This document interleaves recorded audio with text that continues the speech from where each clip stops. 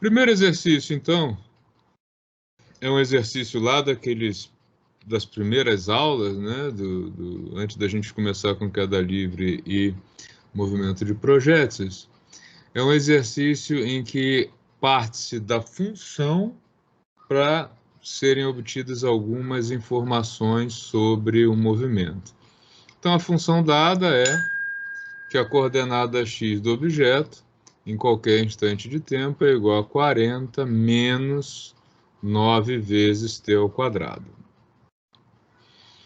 Bom, a gente sabe, ou deveria saber, que o fato de ter uma só coordenada indica que o movimento é retilíneo, e o fato do maior expoente do tempo ser 2, que esse é um movimento retilíneo uniformemente variado, um movimento com aceleração constante. De forma genérica, esse movimento é descrito em relação ao observador inercial que fica lá na origem do sistema da seguinte maneira: posição em qualquer instante é igual a posição inicial, mais velocidade inicial vezes o tempo, mais metade da aceleração vezes o tempo ao quadrado. E aí a gente pode identificar, né, comparando a equação do movimento com a equação geral, alguns elementos. Por exemplo, o x0 é o termo independente, é só um número, ele corresponde aqui ao 40. O termo que multiplica o tempo, ele não aparece na equação de cima, então ele é 0. E, por último, metade da aceleração corresponde a esse menos 9, que está multiplicando o tempo ali.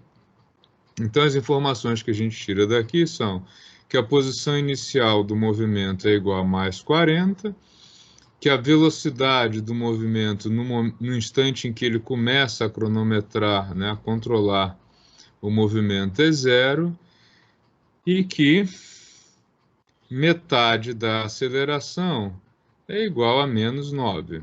Logo, a aceleração é igual a menos 18 metros por segundo ao quadrado, sendo que é um movimento com aceleração constante. Então, temos aqui, né, já 3 informações importantes sobre esse movimento. A primeira coisa que ele solicita é a velocidade média entre os instantes 2 e 4 segundos. Tá? Então, velocidade média entre dois instantes qualquer, t1 e t2, ela é calculada assim. Onde é que o objeto estava no instante t2? Menos, qual era a posição dele no instante t1?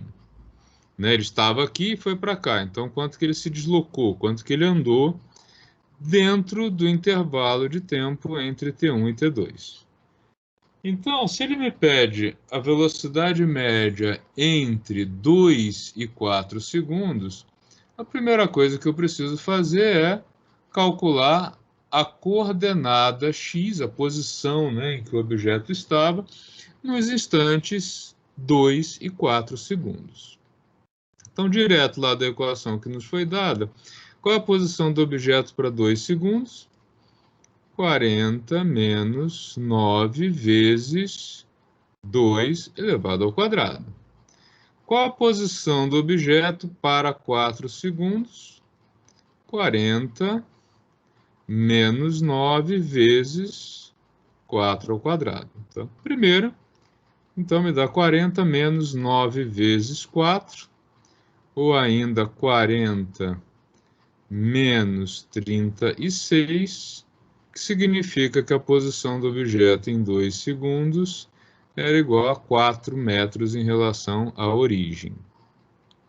Aqui, nós vamos ter 40 menos 9 vezes 16, né? Isso é a mesma coisa que 40 menos 72, 144. Logo, a posição em 4 segundos é igual a menos 104 metros.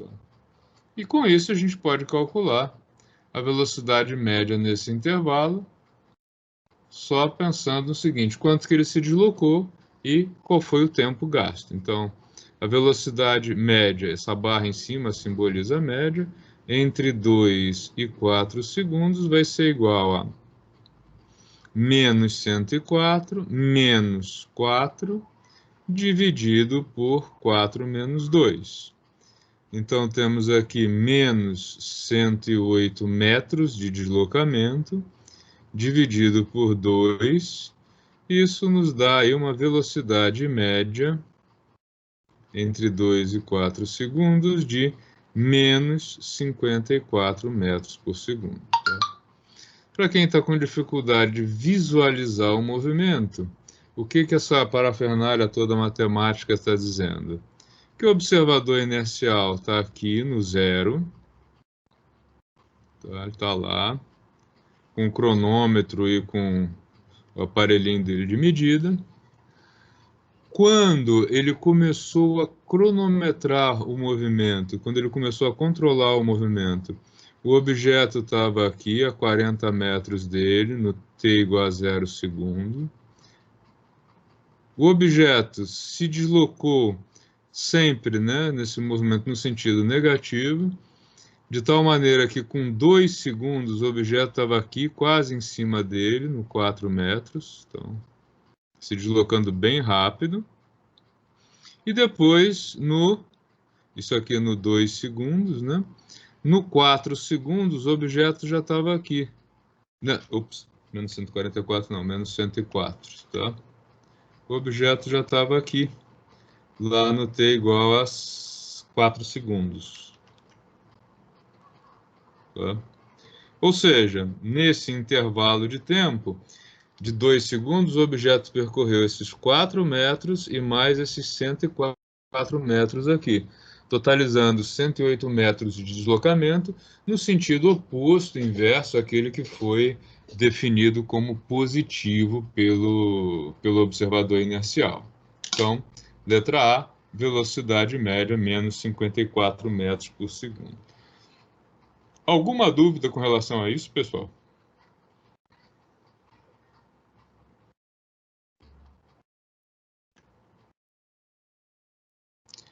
Letra B,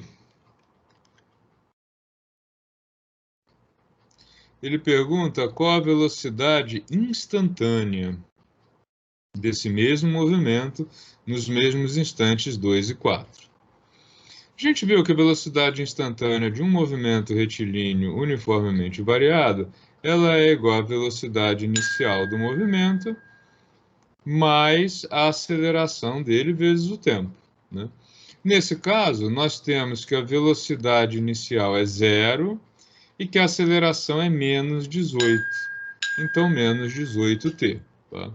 Se eu quero calcular a velocidade nos instantes 2 e 4 segundos, basta que eu faça o seguinte. Quem é a velocidade em 2 segundos? Menos 18 vezes 2, que dá aí menos 36 metros por segundo. E a velocidade em 4 segundos? Menos 18 vezes 4 segundos, que é igual a menos 72 metros por segundo. Tá? Então, a velocidade no início do movimento era de 36, no sentido negativo, ele terminou com 72 e, em média, né, como nós vimos lá no item A, a velocidade nesse intervalo foi de menos 54 metros por segundo, que foi a letra A. A letra C e a letra D têm a mesma resposta. Tá? Como nós vimos lá no início, o movimento é retilíneo uniformemente variado, ou seja, ele tem aceleração constante. Então, a aceleração em qualquer intervalo, ela vai ser sempre a mesma. E nós já tínhamos mapeado que a aceleração é de menos 18 metros por segundo ao quadrado nesse movimento, o que já é essencialmente a resposta também da letra E. Que tipo de movimento é esse? É um MRUV, um movimento retilíneo uniformemente variado. Tá? Dúvidas, comentários, perguntas, curiosidades?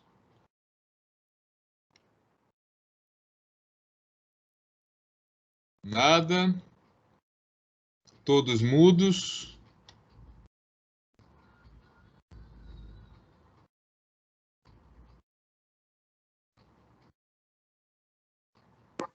Solta aí, professor. Solta aí. Tá.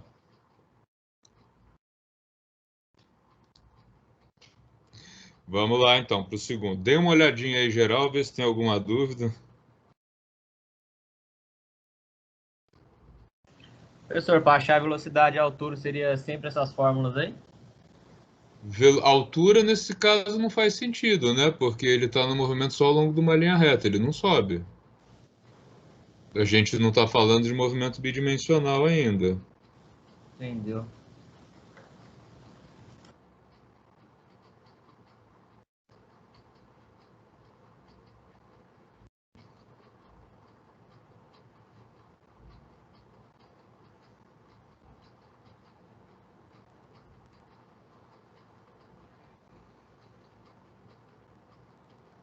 Posso passar para o segundo ou vocês querem mais um tempinho?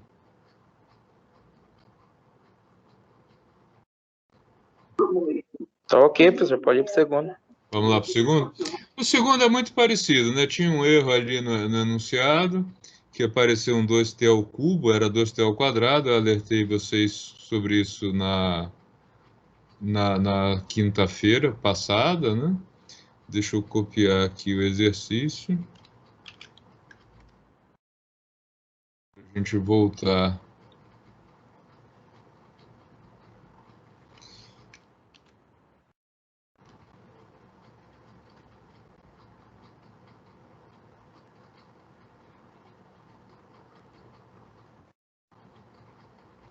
Tá, então agora o segundo exercício, ele é um repeteco do primeiro, né? Ele dá um movimento da partícula, só que agora é 5 mais 2 vezes t ao quadrado, e ele pede de novo velocidade média entre dois instantes, velocidade instantânea, ou seja, um repeteco do exercício anterior, muito mais para ver se vocês conseguiram fixar, né, o que estava sendo investigado, o que estava sendo pedido aí. Então, exercício número 2. Agora, continuamos com o movimento em uma linha reta ao longo do eixo X, simplesmente. E o dado é 5 mais 2 vezes t ao quadrado, né? De novo, olhando para cá, a gente identifica que t ao quadrado, uma única dimensão, nós estamos tratando de um movimento retilíneo uniformemente variado. No geral, um movimento desse tipo é descrito assim: posição em qualquer instante é igual à posição inicial, mais velocidade inicial vezes o tempo, mais metade da aceleração vezes o tempo ao quadrado, e a gente pode identificar por comparação os elementos. O termo independente corresponde à posição inicial. Novamente, a velocidade inicial é zero e o número 2 aqui corresponde à metade da aceleração do movimento. Então, o que nós podemos concluir só por essa comparação é que x0 é igual a 5 metros, velocidade inicial é igual a 0 metros por segundo, e a aceleração, metade da aceleração, é igual a 2, logo a aceleração desse movimento é de 4 metros por segundo ao quadrado, positivo. Tá? E aí, letra A, qual a velocidade média entre 1 e 3 segundos? Para fazer cálculo de velocidade média, a gente precisa saber onde o objeto estava. Então, onde é que esse cara estava com 1 segundo de movimento e onde ele estava com 3 segundos de movimento? Qual era a posição dele, qual era a coordenada dele? Com 1 segundo, 5 mais 2 vezes 1 ao quadrado. 7 metros. Era a posição do objeto em 1 segundo. Em 3 segundos, 5 mais 2 vezes 3 elevado ao quadrado. Isso é igual a 5 mais 2 vezes 9, né? 3 ao quadrado dá 9. 9 vezes 2, 18, com mais 5, 23 metros. Então, o objeto saiu da posição 7 metros e foi até a posição 23 metros em 2 segundos também. Então, qual é a velocidade desse cara entre 1 e 3 segundos? 23 menos 7, dividido por 3 menos 1, porque ele saiu da posição mais 7 e foi para a posição mais 23. 23 menos 7 é igual a 16. Dividido por 2, isso nos dá aí uma velocidade média de 8 metros por segundo. Tá? Então, letra A, velocidade média positiva, mais 8 metros por segundo. Letra B, ele pede de novo as velocidades instantâneas no 1 e no 3 segundos, para a gente ver a diferença, né, entre velocidade média e velocidade instantânea. Lembrando que a velocidade instantânea de um movimento desse tipo é igual à velocidade inicial mais a aceleração vezes o tempo. Neste caso, então, velocidade inicial é 0, aceleração é 4, então velocidade é igual a 4t. Qual era a velocidade do movimento para 1 segundo? 4 vezes 1, 4 metros por segundo. Qual a velocidade do movimento para 3 segundos? 4 vezes 3, 12 metros por segundo. Então, o intervalo, né, entre 1 e 3 segundos começou com a velocidade em 4 metros por segundo e foi até 12 metros por segundo. Velocidade média no intervalo, como um todo, entre 1 e 3 segundos, a gente já tem lá da letra A, 8 metros por segundo. Tá? A letra C e D, de novo, são iguais. Né? A gente viu que é um movimento com aceleração constante, a aceleração desse movimento aí não vai variar. Então, C e D têm a mesma resposta. A aceleração é de 4 metros por segundo ao quadrado, em qualquer instante, em qualquer intervalo. Aceleração instantânea igual a aceleração média. E, consequentemente, o movimento é um movimento retilíneo uniformemente variado. Até aí, tudo tranquilo? Alguma dúvida? Maravilha. Agora a gente vai partir, então, para o movimento em duas dimensões. Aí sim, a gente passa a ter coordenadas x e y, e o objeto passa a ter um grau de liberdade a mais, né? Um movimento no plano, tá? Deixa eu só ir salvando o arquivo.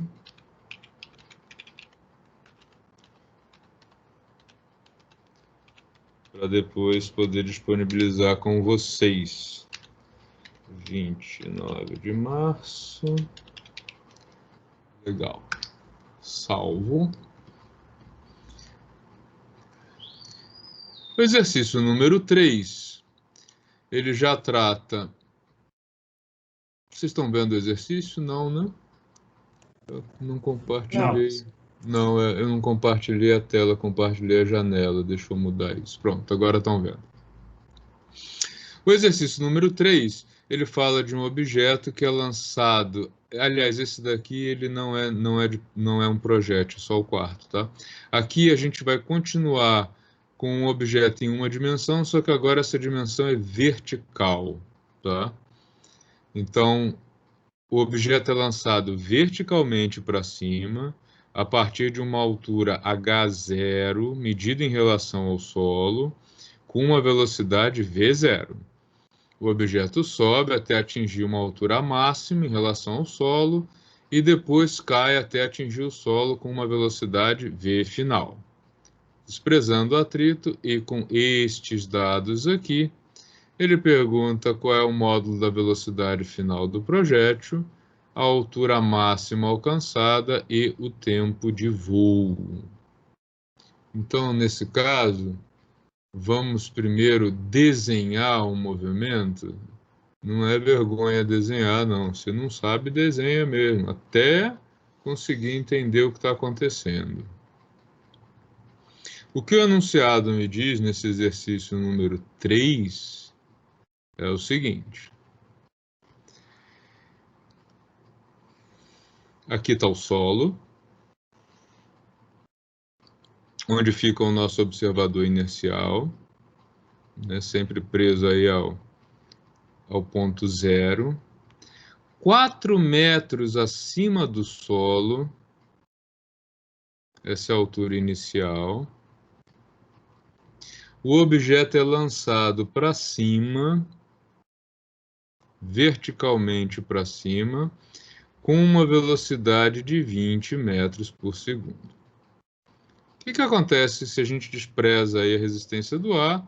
Esse objeto vai subindo, sendo puxado para baixo pela Terra, até que ele para de subir, até que ele atinge uma velocidade zero, né? A aceleração para baixo, a aceleração inversa ao sentido da velocidade, ela vai reduzindo essa velocidade até que ele para.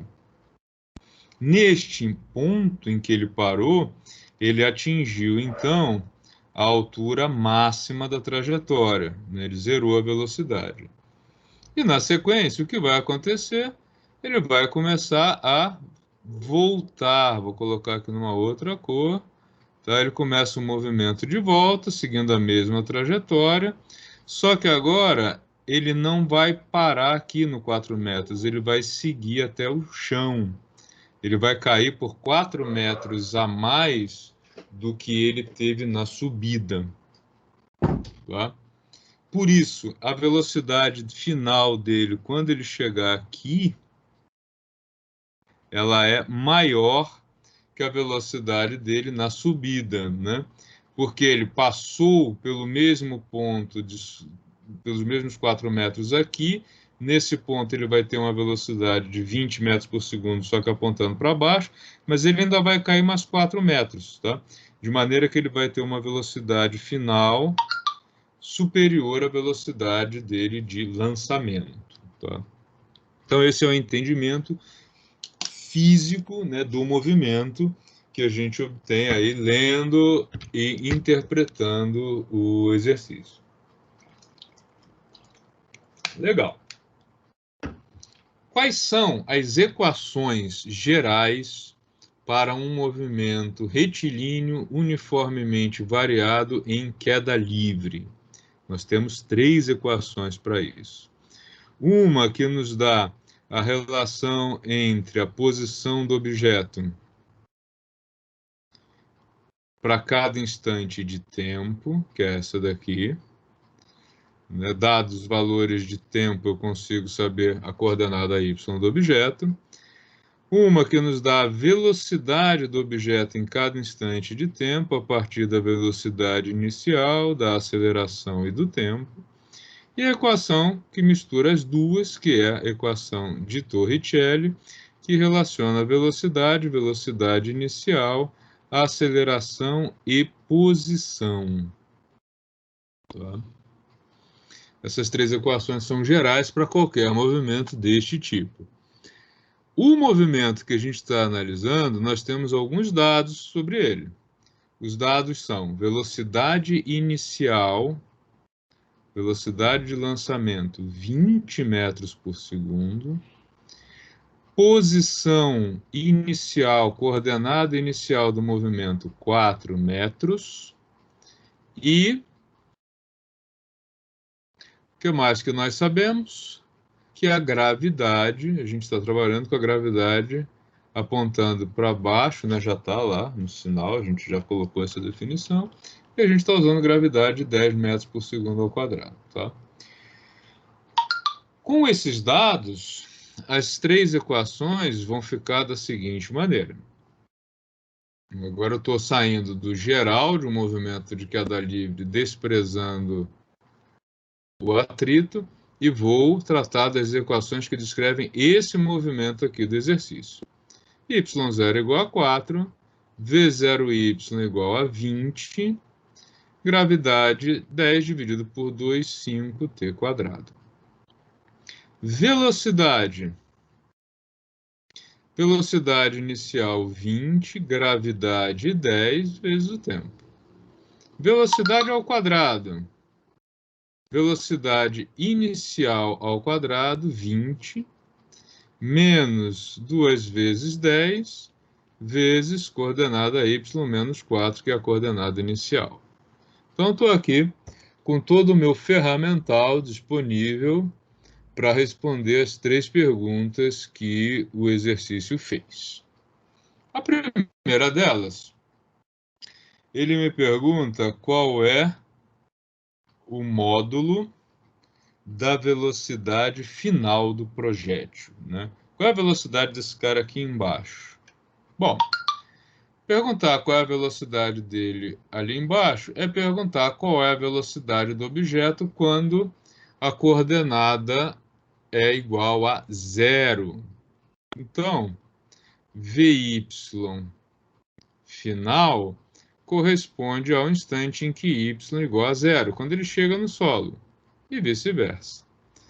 Ou seja, se eu pego a equação de Torricelli, eu tenho esse resultado direto, porque ela me diz o seguinte: velocidade y² é igual a 20 ao quadrado, 400, menos 2 vezes 10, 20, coordenada y menos 4. Tá?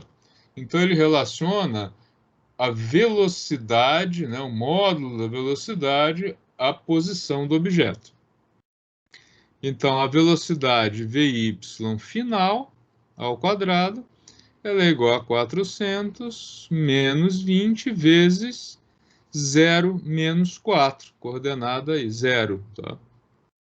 Ou seja, ela é igual a 400 mais menos vezes menos dá mais 8. Aliás, 80, desculpa. Tá?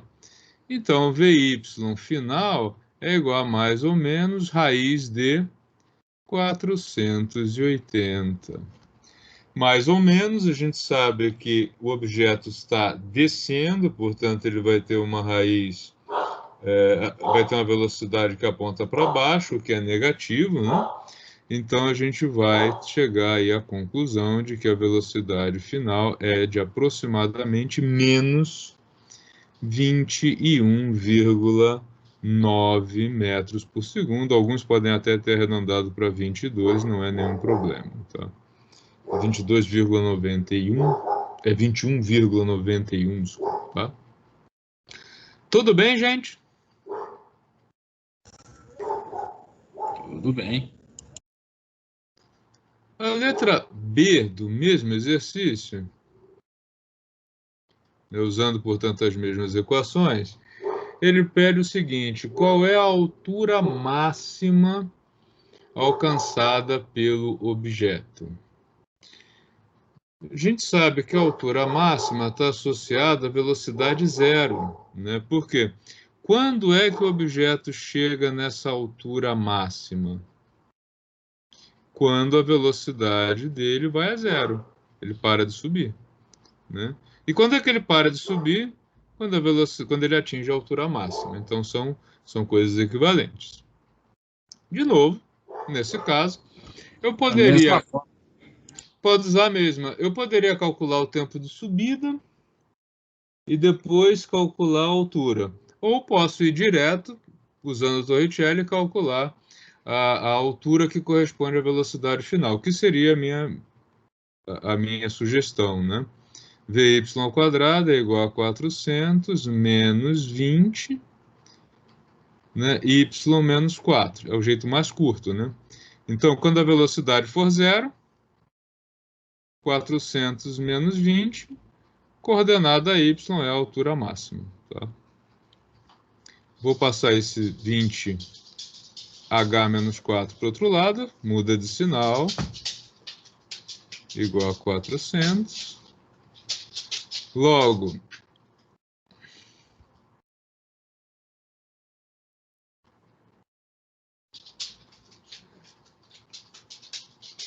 h menos 4 é igual a 400 dividido por 20. Simplificando aqui, isso vai dar 20 metros. Então, H é igual a 20 mais 4. A altura máxima, portanto, é igual a 24 metros. Ou seja, o objeto sai de 4 metros, sobe mais 20 metros e para. E depois cai 24 metros até tocar o solo. Tá? E por último, letra C, ele pede o tempo de voo. Aí, tem gente que prefere calcular o tempo de subida, depois o de descida e depois somar. É uma opção também, leva ao mesmo resultado. Eu, particularmente, nesse caso, optaria por duas possibilidades. Tá?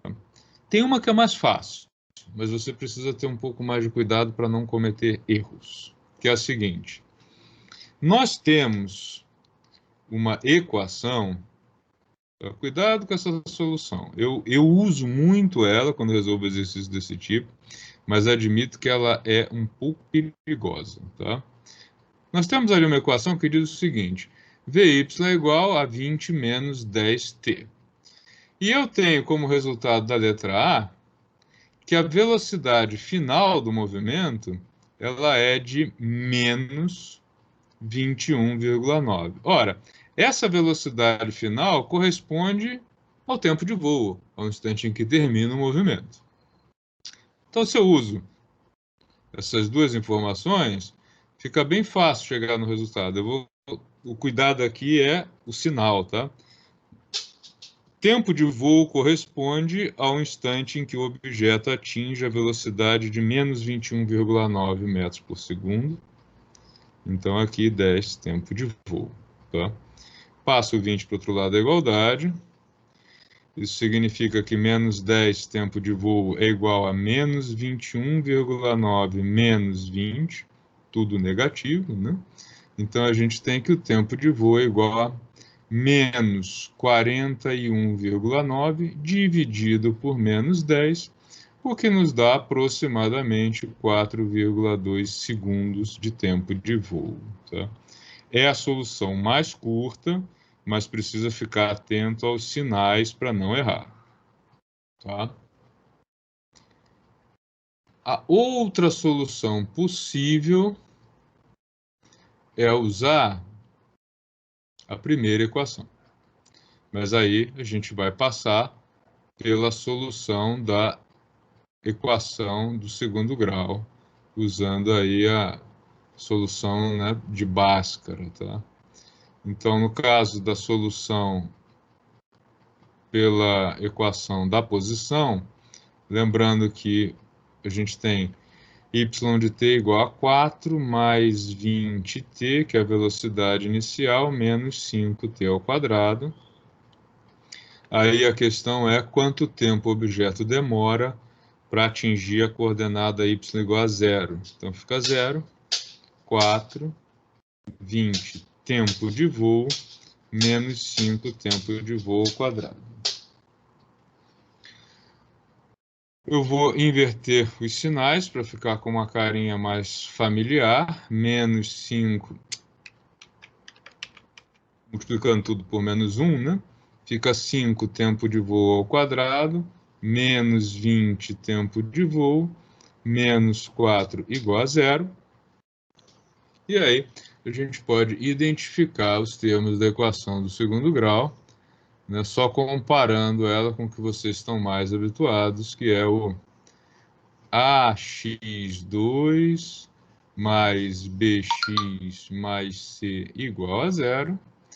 E a solução de Bhaskara é que x é igual a menos b, mais ou menos raiz de b ao quadrado menos 4ac, que é o delta, né? Algumas pessoas separam ele, 2 vezes a. Neste caso, a incógnita é tempo de voo, e a solução ficaria assim: tempo de voo igual a menos b, b igual a menos 20, então menos 20 mais 20, mais ou menos raiz de b ao quadrado, que é o 20,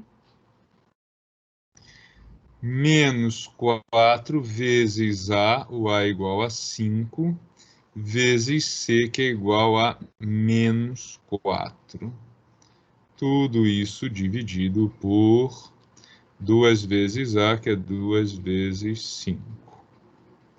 Tempo de voo, então, vai ser igual a 20, mais ou menos raiz de 400, menos com menos dá mais. 4 vezes 5, 20. 20 vezes 4, 80. Dividido por 10. Temos, então, 20, mais ou menos raiz de 480, dividido por 10. Ou ainda, 20, mais ou menos, raiz de 480 é 21,9 dividido por 10. A solução negativa nos levaria a um tempo, né, um tempo de voo negativo, o que não faz sentido, o que é fisicamente impossível. Então a gente despreza essa solução negativa e fica só com a solução positiva. Tempo de voo, então, é igual a 41,9 dividido por 10, que é aproximadamente 4,2 segundos, do mesmo jeito que antes, tá? Então seria aí uma segunda solução.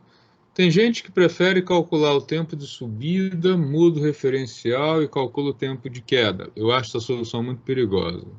Eu nem gosto de mostrar como faz, porque em geral dá uma zebra danada essa inversão de referencial, porque você faz a subida no referencial no zero e a descida no referencial em cima. Em geral, isso dá zebra, né? Eu prefiro mostrar só essas duas, tá?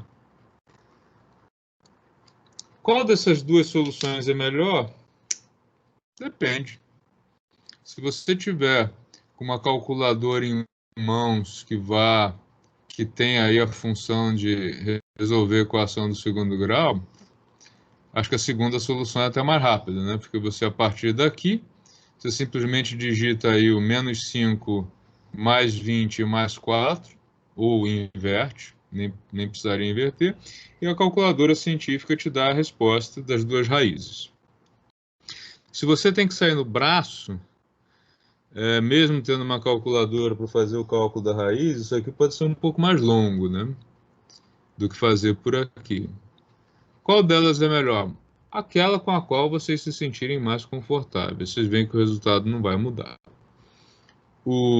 É um pouco mais trabalhosa a segunda? Sim, um pouco mais trabalhosa, mas é assim, se você está engatinhando, é melhor engatinhar, né? Melhor ficar andando de 4 do que tentar levantar e levar um tombo. Então, a solução com a qual você se sentir mais confortável é a mais indicada para resolver o problema, tá? Dúvidas, comentários?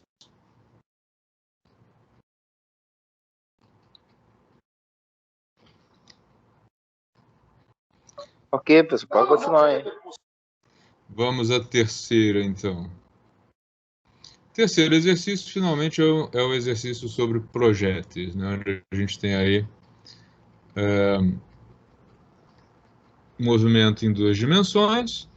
Aqui, o projétil vai ser lançado com uma velocidade de 40 metros por segundo, formando 30 graus com horizontal. Tá? Ele sobe até atingir uma altura máxima, depois cai até atingir o solo, e aí as solicitações são altura máxima, tempo de voo e alcance do projétil. Então, desenhando aí o movimento, né? A gente tem um objeto que é lançado com 30 graus de ângulo em relação... Esse 30 graus aqui está totalmente furado. 30 graus é bem baixinho, né? Tá? O objeto é lançado aí com um ângulo de 30 graus. Ele vai subir, atingir uma altura máxima, começar a cair e chegar em algum ponto mais à frente, voltando ao solo. A gente está observando esse movimento a partir da origem, né? Então, colocando coordenada y aqui e coordenada x aqui embaixo. E sob a ótica do nosso charmoso observador inercial, que está aqui no zero. Tá? O objeto sobe, sobe, sobe, para de subir quando atinge a altura máxima da trajetória e depois cai até chegar nesse ponto a uma distância r da origem, e isso ocorre num tempo TV, que é o tempo de voo.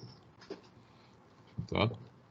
Então, os dados iniciais, os dados do problema desse exercício número 3,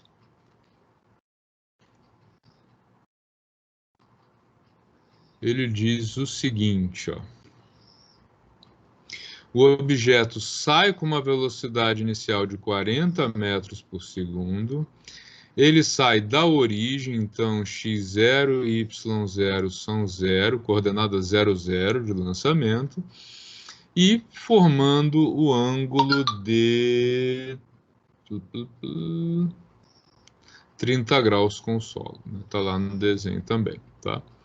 Isso significa que o V0x é igual a V0 cosseno do ângulo de lançamento, e o V0y, que é igual ao V0 seno do ângulo de lançamento, vão ser, primeiro, 30 cosseno de 30,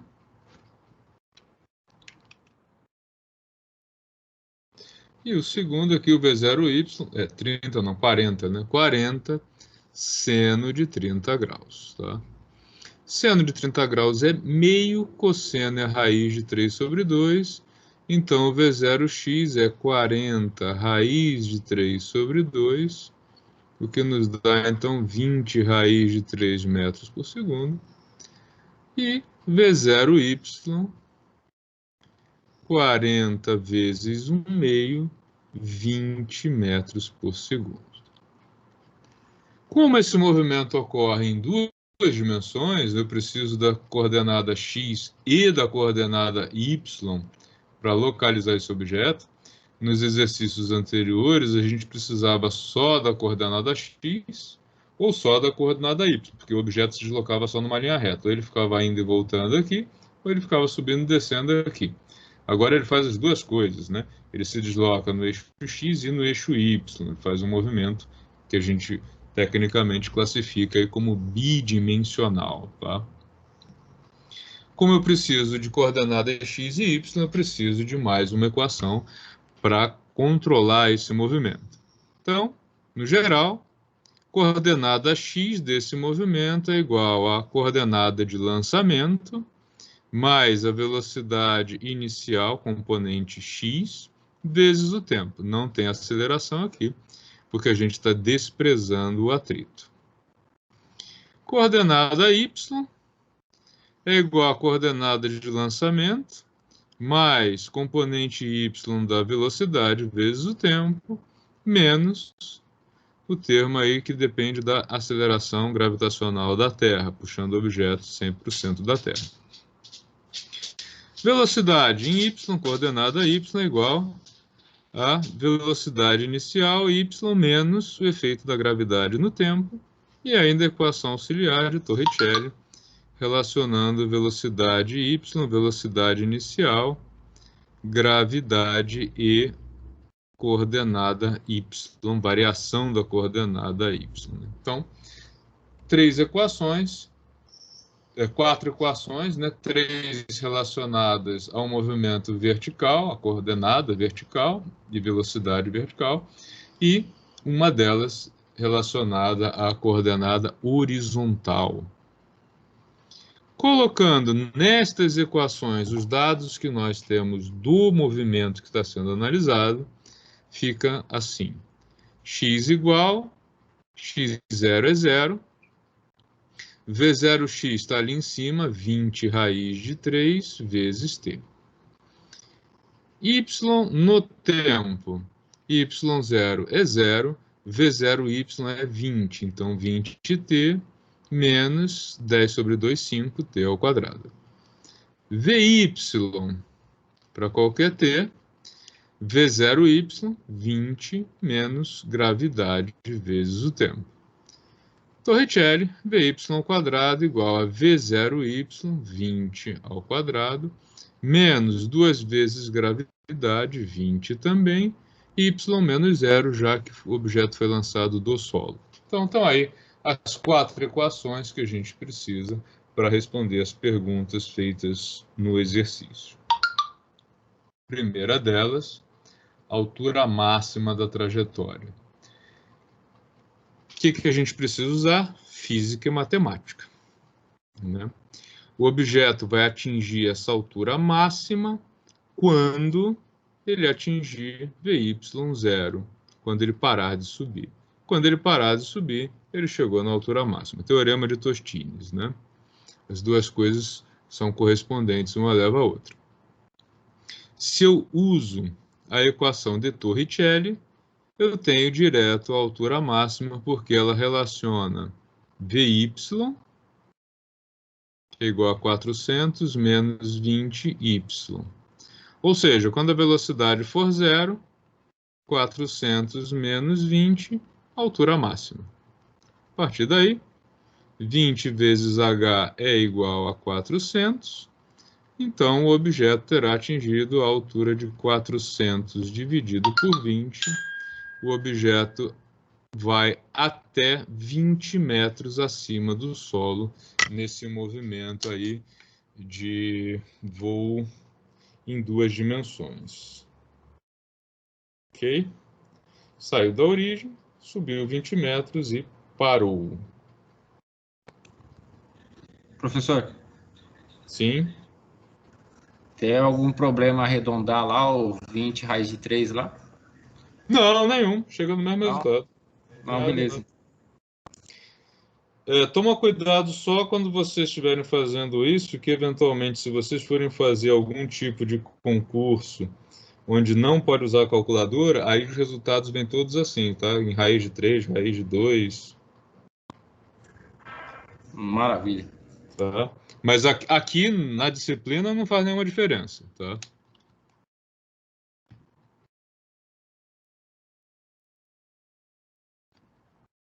A letra B pede o tempo de voo do projétil e a letra C pede o alcance. Aí, nesse caso, tanto faz se você calcula o tempo de voo e depois o alcance, porque é um movimento terra a terra. O jeito mais fácil de calcular tem vários jeitos aqui. Vou fazer direto pela equação da posição, tá? Nós temos uma relação que diz que a coordenada y em qualquer instante de tempo é igual a 20t menos 5 tempo de voo ao quadrado. E aí, 5 tempo de voo não, né? Menos 5t ao quadrado, qualquer t. E a gente sabe que quando o tempo é o tempo de voo, a coordenada y é 0, né? Porque tempo de voo significa voltar para o solo. Logo, 5 tempo de voo ao quadrado é igual a 20 tempo de voo. 0 não é uma solução possível, posso simplificar só isso aqui. Tempo de voo, então, é igual a 20 dividido por 5, que é 4 segundos. Então, o objeto demora 4 segundos para sair do solo, chegar a 20 metros de altura e cair alguns metros à frente. Quantos? Essa é a resposta da letra C, que é o alcance, tá? Lembrando que o alcance nada mais é que a coordenada x para o tempo de voo. Como nós já temos a coordenada, já temos o tempo de voo e temos a equação que dá a posição x, a coordenada x no tempo, está feito, né? R, então,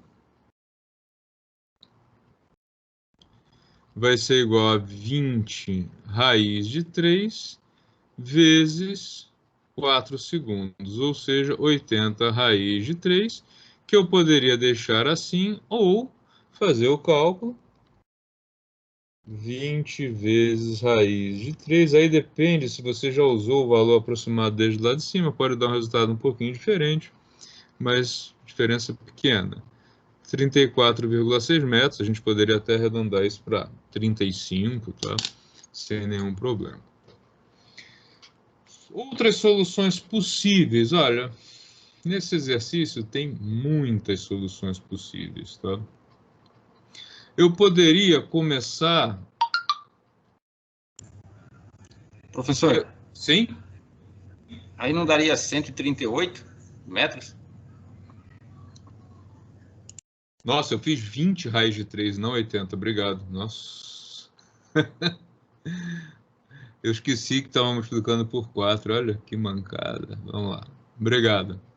80 raiz de 3, 4 vezes aquilo, né? Que vai dar aproximadamente 138,6 metros, tá? É a posição do objeto em relação à origem lá na queda, tá? Poderia ter resolvido esse exercício de outro jeito? Vou fazer aqui. Poderia ter começado pensando lá no tempo de subida, tá? Uma outra estratégia de solução também. Poderia ter pensado no seguinte: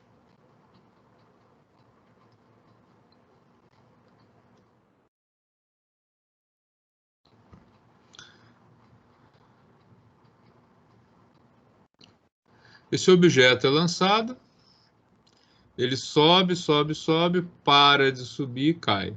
Como esse movimento é absolutamente simétrico, o tempo que ele demora para subir é o tempo que ele demora para descer, tá?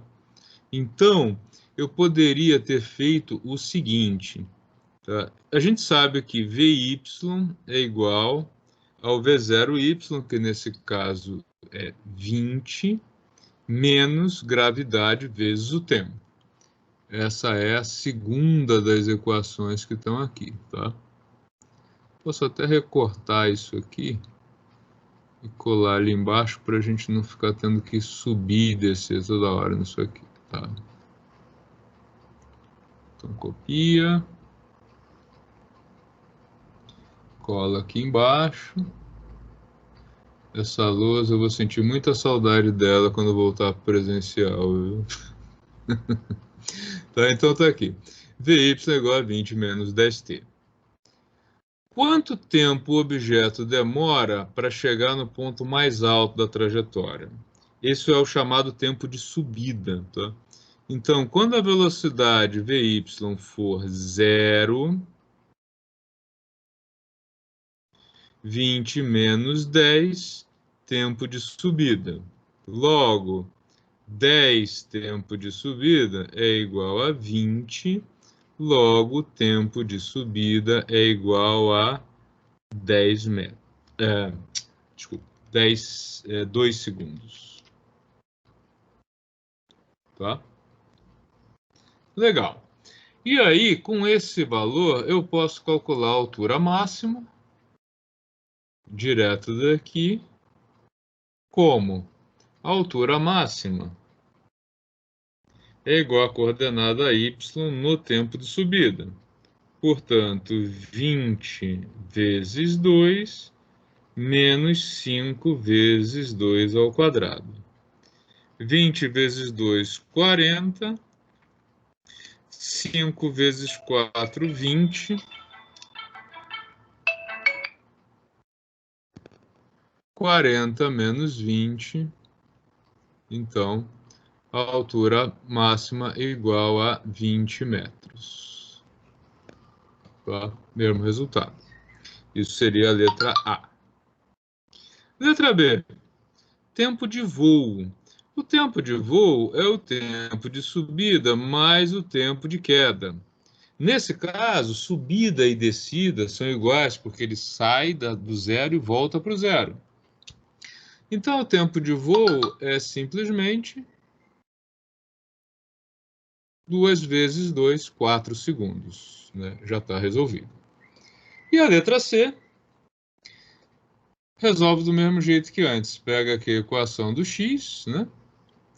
A função que me dá a posição x para qualquer instante de tempo, letra C.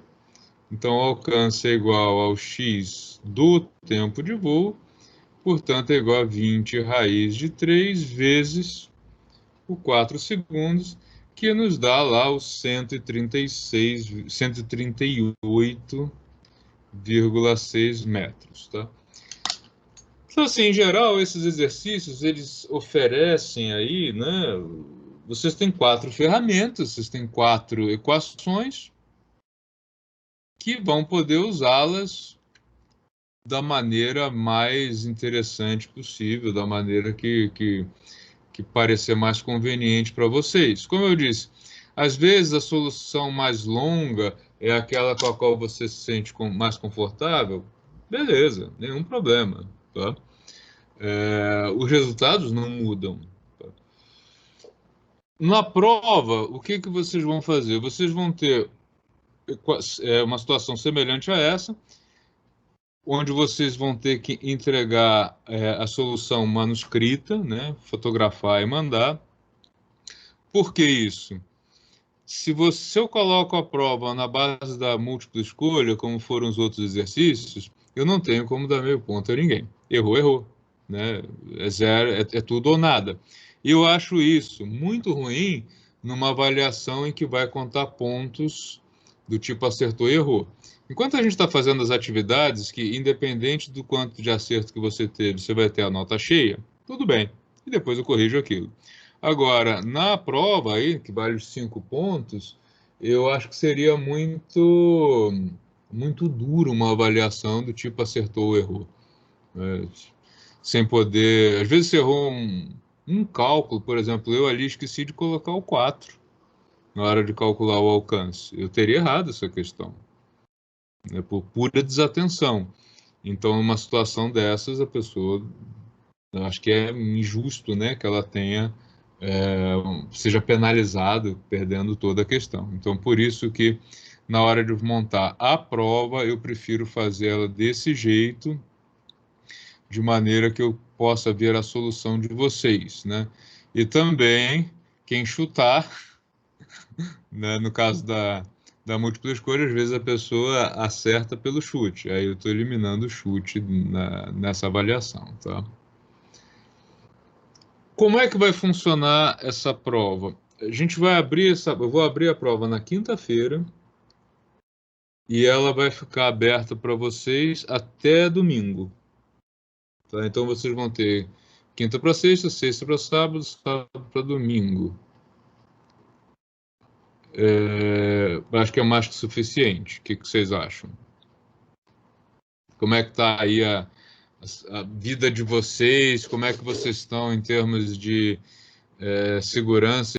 O exercício 4 tem duas maneiras de chegar aqui no tempo de voo.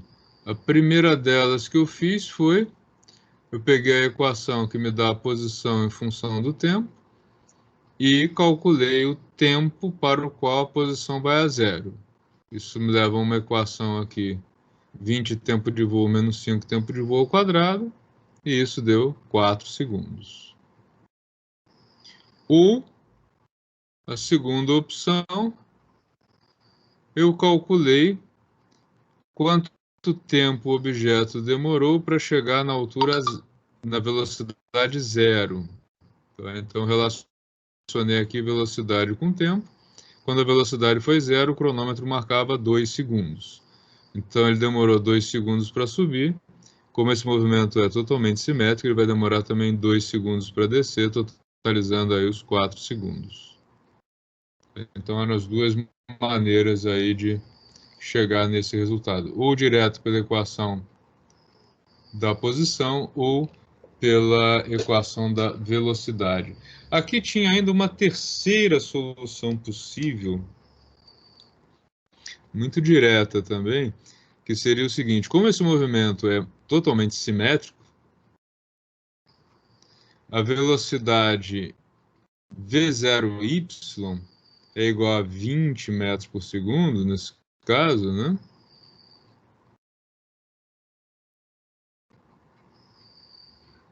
e V0 e VY final, desculpe, então é igual a menos 20, porque ele tem que chegar lá embaixo com a mesma velocidade que ele teve na subida, só que com sinal invertido.